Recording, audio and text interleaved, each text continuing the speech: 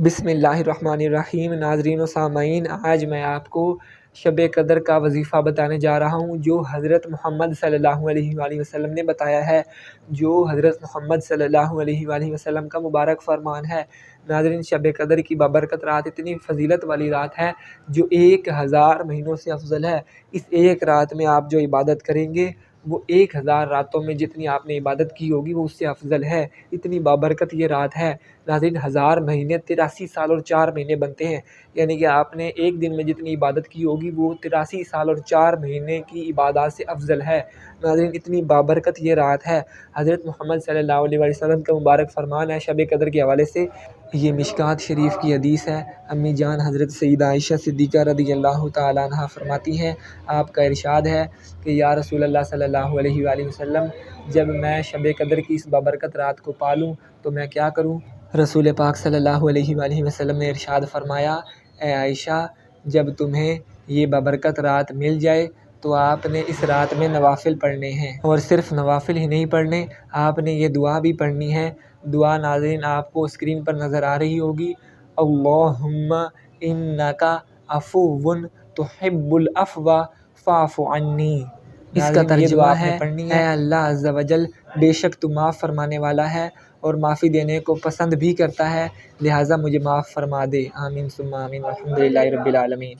रसूल पाक सल्लल्लाहु अलैहि वसल्लम ने इरशाद फरमाया, ये दुआ आपने कसरत से पढ़नी है और कसरत की तादाद 313 है। नाज़रीन, उसके बाद दूसरे नंबर पर जो आपने वजीफ़ा करना है, ये भी नबी पाक सल्लल्लाहु अलैहि वसल्लम का मुबारक फ़रमान है। ये हमें इस हदीस में नहीं मिलता, ये दूसरी हदीस में मिलता है। ये भी मिशकात शरीफ की हदीस है और उसमें ये कलिमात हैं, ला इलाहा इल्लल्लाहुल हलीमुल करीम, सुब्हानल्लाहि रब्बिस समावातिस सबई व रब्बिल अर्शिल अज़ीम। नाज़रीन, ये आपने एक तस्बीह पढ़नी है। आपसे जितना मुमकिन हो सके उतना पढ़ लें और कम अज़ कम एक तस्बीह यानी कि 100 मरतबा लाज़मी पढ़ें। और जो पहला वजीफ़ा है वो जितना मुमकिन हो सके उतना पढ़ लें और कम अज़ कम 313 मरतबा लाज़मी आपने पढ़ना है।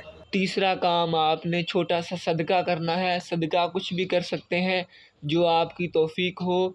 कुछ नहीं है तो एक मुट्ठी चीनी कर सकते हैं, एक कटोरी चीनी कर लें, आटा कर लें, कुछ भी हो, लेकिन ये रात में करना है। रात में सदका दिया जाएगा। रात में आप लोग जागें, चीनी किसी चूंटी वाली जगह पे जहाँ हशरातुल अर्ज़ यानी कि कीड़े मकोड़े, ज़मीन के जो कीड़े हैं वहाँ ज़्यादा होते हैं, वहाँ डाल दें। सफ़ेद चीज़ का सदका होगा, सिर्फ नाज़रीन सफ़ेद चीज़ का सदका होगा, ये बात ध्यान में रखिएगा। सफ़ेद चीज़ चीनी भी है और आटा भी है और चावल भी इसमें आ जाते हैं। चावल आप छत पे डाल दें चिड़ियों के लिए, यानी कि अल्लाह पाक की नन्ही मखलूक को आप खिला दें। अपने ऊपर वार लें 7 मरतबा, और एक बंदे पर एक ही मरतबा वारा जाएगा। इस तरह ना हो कि पूरा घर ही बैठ जाए, एक कटोरी सब पे वार दी जाए। एक बंदे के ऊपर एक मरतबा वारा जाएगा और वो उसी एक बंदे का सदका उतरेगा।